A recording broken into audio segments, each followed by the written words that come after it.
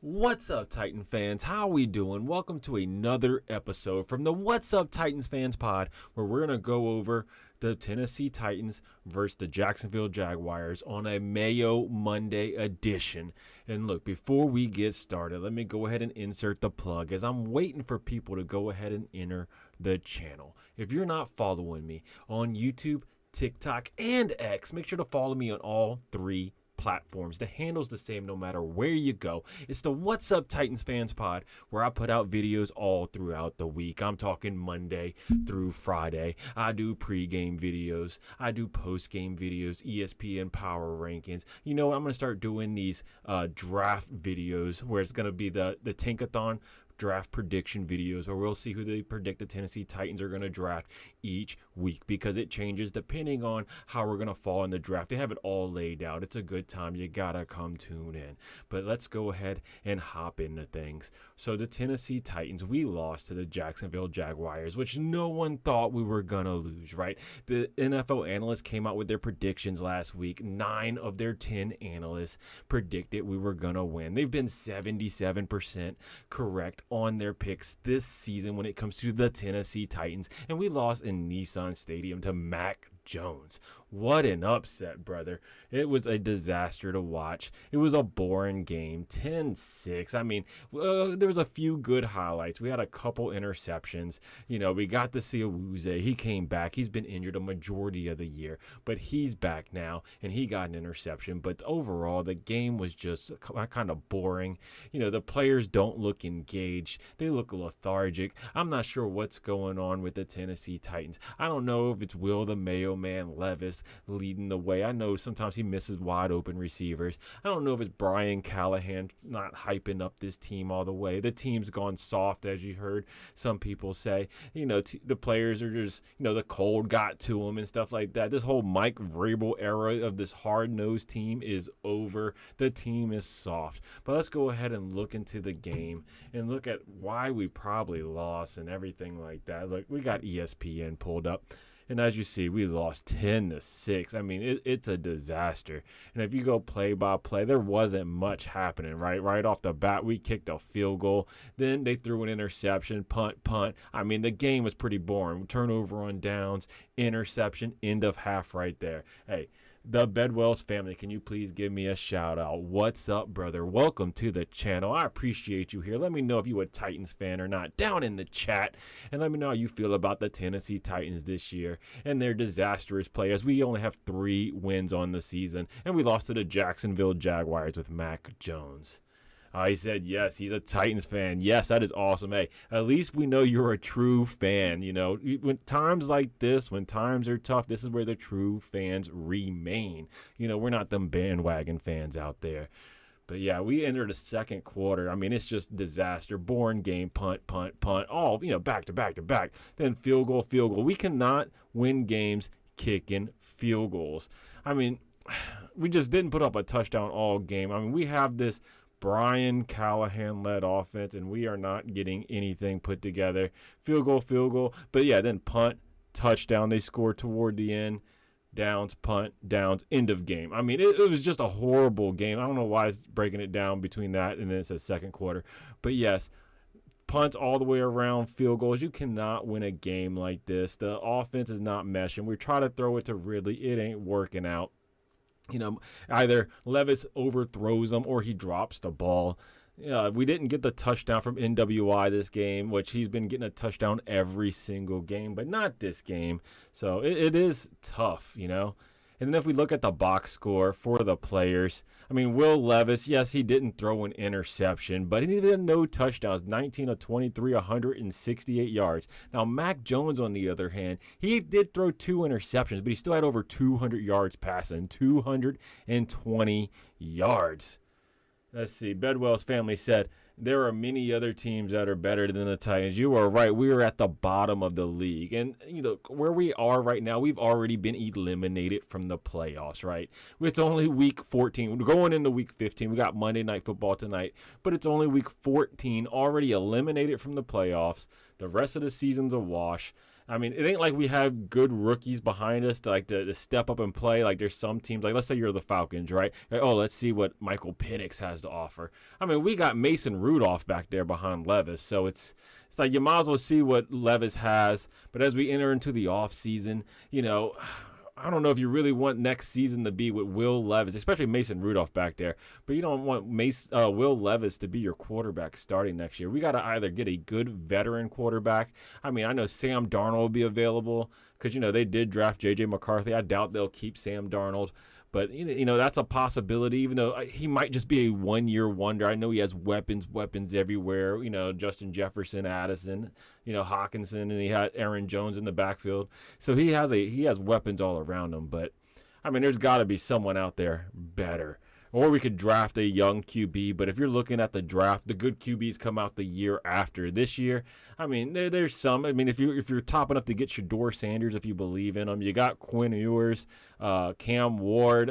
But, I mean, next year, you're going to have Archie Manning and stuff like that. I mean, next year's going to be a good QB draft. This year, we'll see. And then rushing the ball, Tony Pollard still put up over his 100 yards. I mean, he's been one of the best players for us, Chad. He really has been. I hope Tony Pollard sticks with us next year. Tajay Spears, he had his 21 yards, 6 carries, 3.5 yards a carry. I mean, so we did beat him in the run game, but passing game, if you take away those interceptions, I mean, Mac Jones played better. Calvin Ridley did get his 7 receptions, 59 yards on 12 targets. Josh Wiley got a couple. Pollard. But really, I mean, look, if you take Calvin Ridley out of it, who else stepped up? I mean, everybody else got 1s and 2s, So it's a tough game for our offense. I mean, you figure we would be bringing this offense that they ran over in Cincinnati. I mean, you see other teams, their wide receivers are making plays. They're wide open. It looks like they're always open. They're scheming their wide receivers open. I just don't see it. I mean, it's a ton of little screens we do. Every time it's like a 3rd and long or something, a 2nd and long, we do a screen play. It gets 8 up, and then we do a draw play. So it's just disappointing. David Martin Robinson, who was a preseason standout. Look, he has 1 target, 0 catches. All these preseason standouts, we don't see anything happen with them. Defense-wise, Luke Gilford, yeah, he has 12 tackles, but if you watch the game, all those tackles was after the runner back or receiver, whoever it was, already gained like 10 yards. There was that one pass where it was like a crosser route over the middle. Gilford tripped up, let the guy catch it. He broke like 20 yards on it. I'm not impressed with Gilford. Jarvis Brownlee Jr., he's always been pretty good this year. Otis Reese, he got that pass deflect and stuff like that. He's done pretty good, 7 tackles. I mean, but it's still tough, I mean, I'm glad to see Awuzie came in, got an interception for us. But it's just been it was a tough game for us. So I'm not impressed. And then on special teams, we always have the special teams woes. And then let's just talk about penalties, how we're the most penalized team in the league, which is wild. Like, we went from a disciplined Mike Vrabel. He brought the toughness. He was all about discipline. Maybe Callahan's too lax. I'm not sure what's going on with Callahan, but he might have lost his team. I actually wanted us to get Callahan. I fell for his promises. This modernized offense, being over-communicative, with Rand Carthon. That way they can pick draft picks together, which his draft did work out pretty well. Most people in this draft was a good contributor so far for this season. Each player, I mean, look at J.C. Latham. He's been solid. You look at Jarvis Brownlee Jr., solid. Yes, we've had some people who's just been out missing, like Cedric Gray, but a lot of the rookies have stepped up. They've played pretty well. Look at T-Sweat. He's been one of the most outstanding rookies, this year. Besides, that's not at a skill position, you know what I'm saying? So he's been outstanding. So, you look at that, you're like, maybe if you give Brian Callahan a couple years, right? I'm not saying get rid of the guy. You don't want to be on this coaching carousel that all these trash teams are on. Sometimes you got to give them a little bit to build. I mean, if you look at the Lions when their coach Dan Campbell, the first year, I think he won like 3 games as well. And now look at him. The Lions are one of the best teams in the NFL. He had to get his team, his roster. Right now, we got the rookies really and a few free agents that's part of the Brian Callahan offense. Fowler, hey, he said, yo, how you doing? Hey, man, I'm trying to recover from this loss that the Tennessee Titans got from the Jacksonville Jaguars. I mean, it's just crazy whenever you look at it. Look at this win percentage over here, the win probability they put out. I mean, it was Titans all the way. Look, right here, going at halftime. I mean, we're sitting at like 60%. You just keep going. We had the game in the bag right here. We had a 73% chance of winning. And that's in the fourth quarter. Then all of a sudden, they start driving on us. We get the ball back, and then bam, they score at the end, and it's game. It's history. I think that was whenever we didn't get the fourth down thing. It looked like at one point we was going to get it. We made it down to like the 11-yard line. Didn't get the touchdown. What are your thoughts on Calvin Ridley? I mean, I don't think he's a number one. I don't. He's a number two, but we don't have a number one to complement him. He doesn't get open enough. Sometimes he gives up on plays. I mean, you see it. The drop passes we see. I know not all of it's his fault. He has his sparks, and he has Levis at quarterback that constantly throws it to him in double and triple coverage. But, there's times when he's open and he just drops the ball. But sometimes it looks like it's hard for him to break coverage. I mean, he's fast, he got speed, but he's not a number one. We need a good number one receiver. There's a few off-season things we have to fix, right? If we're wanting to turn this team around, we got to get a number one receiver. We got to fix the right tackle. We got to find a QB. You can roll with Will Levis, but, man, we need some type of security blanket. We need either a good veteran QB as a security blanket, not Mason Rudolph. We need an actual good one that can be there. Maybe let Will Levis just sit behind him. If we do go out and get a Aaron Rodgers or Sam Darnold or something like that, someone that's going to be a free agent next year, someone who can roll with us and maybe, let Will Levis sit behind for a little bit. Or you can draft a rookie, take a chance on one of these rookies, and then just let Will Levis play and let the rookie sit back and learn this Brian Callahan offense. And, maybe not next year, but the year after he can get out there and do something. But, yeah, we got to fix right tackle. We got to fix QB, and we got to get a number one receiver. And then on defense, I liked our secondary coming in on the year, right? They've just been injured. You have L'Jarius Sneed on one side, dominant DB. Then you had Awuzie on the other, who's been hurt this whole season as well. McCreary in the slot. Then we got Jarvis Brownlee Jr. as a fourth one, which he's been playing starter for most of the year. Then I know we have Baker and stuff. And then for safeties coming into the season, we were stacked. We had Diggs. We had Hooker. We had Jamal Adams. Now all of them's out, basically. I know Hooker, he's come back recently, but he was out for a couple of weeks. We were playing some no-name safety, Worley out there. What are we doing? We don't have any, players out there secondary that started the season for us. Then on I like the defensive line. I like T Sweat, obviously Big Jeff, he's a beast. Let's see, then we got some more things. He said Ashton Jennings or Travis Hunter for Heisman. I think you gotta go with Travis Hunter because he played both ways, even though Ashton Jennings does have over 2,000 yards rushing. He has better stats than Derrick Henry did when Derrick Henry won the Heisman. So, it is a tough choice, but I think you got to go Travis Hunter. Most people are for, skill position like that, like a wide receiver, cornerback instead of a runner back. I know runner backs, they consider a dime a dozen, and it's going to be hard for teams to draft a runner back high. I know Travis Hunter's going to go high in the draft. He'll, probably be the first or second overall pick. Meanwhile, Ashton Jennings, he'll probably be bottom of the first, He said he's destroying y'all cap room. Yeah, we paid bank to Calvin Ridley. He definitely got paid big money. And he said, oh, yeah, I was thinking Travis Hunter. Yeah, it'll probably be Travis Hunter. They got to do a skill position. I know he got gypped on the defensive back award, whatever it was called. I know Prime, was upset about it. But he'll probably end up winning the Heisman. So good for him, though.